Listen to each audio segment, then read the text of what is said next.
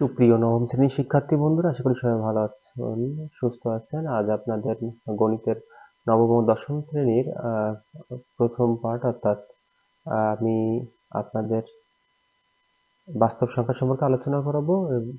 আপনাদের বাস্তব সংখ্যার সেট, ফাংশন, বীজগণিত রাশি, সূচক, লগারিদম, একচল বিশিষ্ট সমীকরণ, রেখাকোণ, ত্রিভুজ, ব্যবহৃত জ্যামিতি, বৃত্ত, ত্রিকোণমিতি, অনুপাত, দূরত্ব, উচ্চতা সবকিছুই আছে। আশা করি পরপর সিরিয়ালে সবকিছু পেয়ে যাবেন। আজ বাস্তব সংখ্যা সম্পর্কে আলোচনা করি, একটু খেয়াল করবেন। বাস্তব সংখ্যা ইংরেজি হচ্ছে রিয়েল নাম্বার। এটা হচ্ছে কি, সংখ্যার ইতিহাসে, মানব সভ্যতার ইতিহাসে প্রথমে প্রাচীন পরিমাণকে প্রতীক দিয়ে সংখ্যা আকারে প্রকাশ করার পদ্ধতি থেকে গণিতের উৎপত্তি। গ্রিক দার্শনিক অ্যারিস্টটলের মতে মোটামুটি আমরা এটা একটু পড়ে নেব সবাই, যে যেখানে যেভাবে পড়ি না কেন। আমি এত পড়তে চাচ্ছি না, আর আমি সময় আপনাদের লস করতে চাচ্ছি না। আমি নিচে চলে আসি বাস্তব সংখ্যা শ্রেণীবিন্যাস। স্বাভাবিক সংখ্যা, ন্যাচারাল নাম্বার, 1, 2, 3, 4 এগুলো হচ্ছে স্বাভাবিক সংখ্যা। এগুলো সম্পর্কে আমরা সবাই জানি। আর মৌলিক সংখ্যা সম্পর্কে আমরা কিন্তু সবাই জানি। হ্যাঁ, যৌগিক সংখ্যা সম্পর্কে আমরা সবাই জানি। স্বাভাবিক সংখ্যা যদি 1, 2, 3, 4, 5, 6, 7, 8, 9 হয়, তাহলে মৌলিক সংখ্যা কি হবে একটু খেয়াল করবেন। মৌলিক সংখ্যা কি? মৌলিক সংখ্যা, হ্যাঁ, মৌলিক সংখ্যা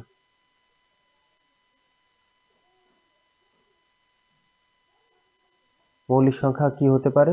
মৌলিক সংখ্যা যেমন 2, হ্যাঁ, 3, 5, 7, 11, 13। অর্থাৎ মৌলিক সংখ্যা হচ্ছে সেই সংখ্যা এক ও ওই সংখ্যা ব্যতীত ভাগ করা যাবে না। এক এবং ওই সংখ্যা ব্যতীত অন্য কোনো সংখ্যা, ওই সংখ্যা ব্যতীত অন্য কোনো সংখ্যা দ্বারা ভাগ করা যায় না। সেটা হচ্ছে কি সংখ্যা? মৌলিক সংখ্যা। আর যৌগিক সংখ্যা হচ্ছে কি, একাধিক গুণনীয়ক থাকে। যৌগিক সংখ্যা হচ্ছে কি, একাধিক গুণনীয়ক থাকে। যৌগিক সংখ্যায় কি, একাধিক গুণনীয়ক থাকে। যৌগিক সংখ্যায় একাধিক গুণনীয়ক থাকে, একাধিক গুণনীয়ক থাকে। আচ্ছা, একাধিক গুণনীয়ক বলতে আমি যদি আপনাদের একটা উদাহরণ, ধরেন আমি 18 কথা যদি বলি, এই 18কে ধরেন আমি 1 দিয়ে আমি ভাগ করলাম, 1 গুণন 18। এবার 2 দিয়ে ভাগ করা যাচ্ছে, তাহলে 9 দুগুণ কত আসতেছে? 18। এবার 3 দিয়ে 3 6 কত আসতেছে? 18। এইভাবে দেখেন, এখানে কিন্তু 1, হ্যাঁ, 2, তারপর 3, 6, 9, 18 এগুলো সবই কিন্তু গুণনীয়ক। তার মানে এখানে কিন্তু অনেক গুণনীয়ক আছে। এটা হচ্ছে যৌগিক সংখ্যা। আশা করি বিষয়টা আপনাদের একটু ক্লিয়ার হয়েছে।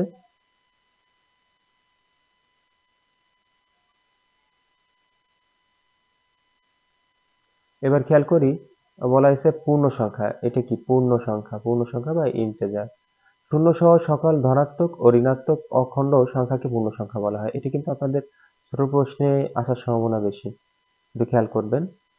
যেমন অর্থাৎ -3 হতে পারে, -2 হতে পারে, প্রিয় +1, শিক্ষার্থীরা, +2, +3 যে যেখানে আছেন আশা করি আর প্রত্যেকে ভালো ভগ্নাংশ আছেন, সম্পর্কে সুস্থ আপনাদের আছেন। সবাই অবগত আছে। পি বা কিউ তো আকারে প্রকাশ আজ করা যায়, সেটা আমি হচ্ছে সাধারণ ডিগ্রি নিয়ে ভগ্নাংশ। আলোচনা করব, এবং পি যারা এসএসসি কিউ পরীক্ষার্থী আছে, ইকুয়াল নট এসএসসি 0, পরীক্ষার্থী আছে, হ্যাঁ, Q plus equal not on. অন্যান্য পি ও কিউ শিক্ষার্থী, সব দ্বারা নিশ্চিত ক্লাসের জন্য বিভাজ্য নয়। প্রযোজ্য ডিগ্রি। যেমন 1/2, ডিগ্রি খুবই 3/2, কঠিন, এবং আমার কাছে -5 অনেকে অনেক / 3 ছাত্র প্রশ্ন সবগুলি করেছে, কিন্তু স্যার পূর্ণ সংখ্যা। ডিগ্রিটা আসলে বুঝি না। এর জন্য আজকে একদম শর্ট নিয়মে যেভাবে সবগুলোই ডিগ্রি পূর্ণ করানো যায়, সংখ্যা। আশা করি বিষয়টা সেটা আমি দেখো, ক্লিয়ার পজিটিভ, আপনাদের কাছে। Complete, superlative. এখন আশা করি আমি আপনারা যদি একটু যারা নিচের দিকে দেখতেছেন আসি, বা পরবর্তীতে দেখবেন, তারা সবাই উপকৃত হবেন। দেখেন এবং ভিডিওটি মনোযোগ সহকারে শেষ পর্যন্ত দেখবেন, তাহলে পরে বলা হয়েছে কিছু মূলত আর শিখতে অমূলত। পারবেন। তাহলে একটা চলেন কথা কথা না বাড়িয়ে আপনাদের শুরু করি। সরাসরি বলে দিই, মূলত ডিগ্রি, অমূলত তো সম্পর্কে আপনাদের ডিগ্রিটা একদমই সোজা, ব্যাপক আর কিছু ধারণা পাবেন। ব্যতিক্রম আছে, ব্যতিক্রম আমি আমি একটু যদি নিচের পরবর্তী দিকে যে একটু স্ক্রল করে ভিডিও, যাই, সেই ভিডিওতে যে দিয়ে দেবো, কারণ মূলত, একটি ভিডিও তার আসলে আগে অনেক আমি বড় হয়ে আপনাদের যায় একটু বলে যদি রাখি, মূলত করাতে আর যাই। অমূলতের ভিতরে তাহলে এর থেকে সামান্য একটু শর্ট নিয়মে পার্থক্যটা আপনি আমি একটু আপনাদের শেখাটা জানিয়ে দিই। শিখতে গেলে সেটা হবে না, বা কারণ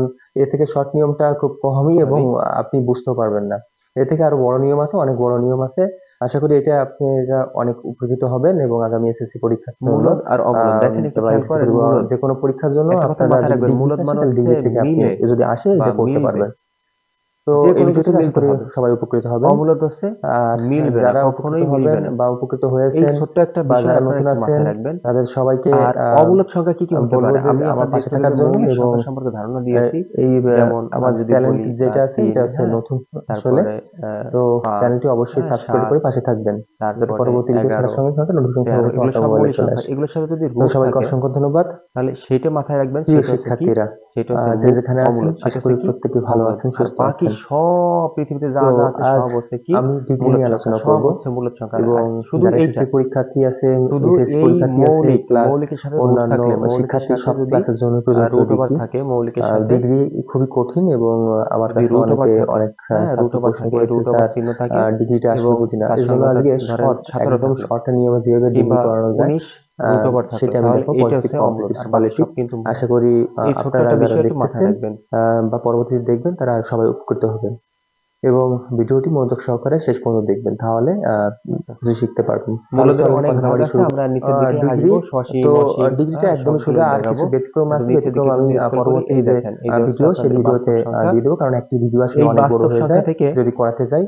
মূলদ, তাহলে অমূলদ এর থেকে সবকিছুই আসছে। শর্ট নিয়মে আপনি একটু খেয়াল শেখাটা করি, শিখতে গেলে সেটা হবে না, বা কারণ দেখেন এর থেকে শর্ট নিয়মটা খুব এখানে কমই যে এবং বাস্তব আপনি সংখ্যাটা আছে, বুঝতেও পারবেন না। একটু খেয়াল এর করেন। থেকে আরো বড় বাস্তব নিয়ম আছে, সংখ্যা অনেক মূলত বড় দুই ভাগে নিয়ম ভাগ করা আছে। আছে, একটা হচ্ছে আশা করি মূলদ, এটা একটা হচ্ছে কি আপনারা অনেক অমূলদ। উপকৃত হবেন এই এবং আগামী মূলদকে আবার এসএসসি দুই ভাগে ভাগ পরীক্ষার করা জন্য যায়, একটা হচ্ছে পূর্ণ সংখ্যা, একটা বা হচ্ছে এসএসসি ভগ্নাংশ যে সংখ্যা। কোনো পরীক্ষার জন্য পূর্ণ আপনারা সংখ্যা কি যদি কি? ডিগ্রিতে আসে তাহলে পূর্ণ ডিগ্রি থেকে সংখ্যা আপনি হতে পারে যদি আসে 1, এটা হ্যাঁ, করতে পারবেন। 2, 3, তো এই ভিডিও থেকে আশা হ্যাঁ, করি যে কোনো কিছু সবাই হতে পারে। উপকৃত হবেন। -1, আর -2, যারা উপকৃত হবেন বা -3, উপকৃত হয়েছেন এবং বা যারা নতুন আছেন ঋণাত্মক, ধনাত্মক। তাদের এটা হচ্ছে সবাইকে ধনাত্মক, এটা হচ্ছে ধনাত্মক, বলবো যে আমার পাশে আর থাকার জন্য এটা হচ্ছে এবং ঋণাত্মক। এই আর আমার চ্যানেল যেটা দেখেন, আছে এটা হচ্ছে নতুন ভগ্নাংশ, আসলে। ভগ্নাংশ সাধারণত তো দুই প্রকার, একটা চ্যানেলটি সাধারণ অবশ্যই ভগ্নাংশ, সাবস্ক্রাইব করে পাশে একটা থাকবেন দশমিক যাতে ভগ্নাংশ। পরবর্তী ভিডিও ছাড়ার যেমন সঙ্গে সঙ্গে সাধারণ ভগ্নাংশ নোটিফিকেশন বলতে সর্বপ্রথম কি, আপনার আমরা মোবাইলে চলে সাধারণ আসে। ভগ্নাংশ বলতে বলি তো যদি সবাইকে বলি 2 অসংখ্য আর 5, ধন্যবাদ। এটা সাধারণ ভগ্নাংশ। এটা হতে পারে 7.5, এর দশমিক ভগ্নাংশ। এবার একটু খেয়াল করেন,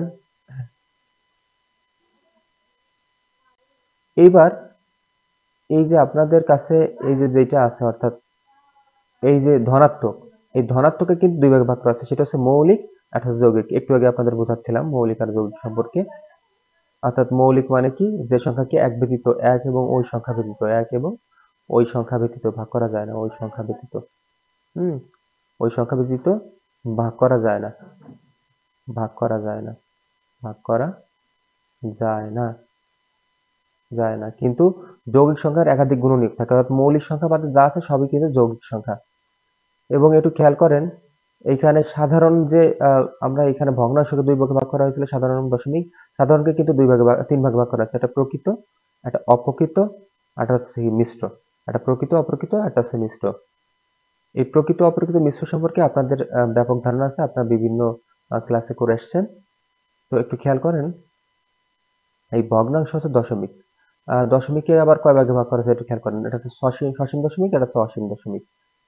এবার একটু খেয়াল করেন, আর এই যে যে বাস্তব সংখ্যাকে অম্লদ ভাগ করা হয়েছে, অম্লদ কিন্তু মাত্র একটাই, সেটা হচ্ছে অসীম অনাবৃত দশমিক। অর্থাৎ আপনাদের বলতেছিলাম যে মৌলিক সংখ্যা যেটা আছে, ধরেন আমি মৌলিক সংখ্যা 3 বললাম, এই 3 কে আপনি রুট ওভার করে দেখেন, আপনার কোনো কিছুতেই মিলবে না, কোনো কিছুতেই মিলবে না। ধরেন এরকম হতে পারে যে ধরেন এরকম থাকলো যে 2.354, হ্যাঁ, এলোমেলো থাকবে, এলোমেলো থাকবে, তার মানে অনাবৃত।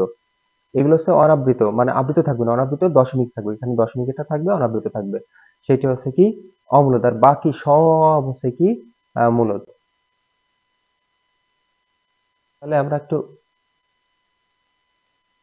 একটু উপরের দিকে চলে যাই। এই যে এইগুলো যদি আপনারা একটু পড়ে ফেলেন, আহ আপনারা একটু এটা একটু পড়ে ফেলবেন, যেমন এই যে দশমিক ভগ্নাংশ কাকে বলে, সসীম দশমিক ভগ্নাংশ কাকে বলে, হ্যাঁ, তারপরে এই যে ধনাত্মক সংখ্যা, ঋণাত্মক সংখ্যা, অঋণাত্মক সংখ্যা কাকে বলে, এগুলো পড়ে ফেলবেন, আশা করি উপকৃত হবেন।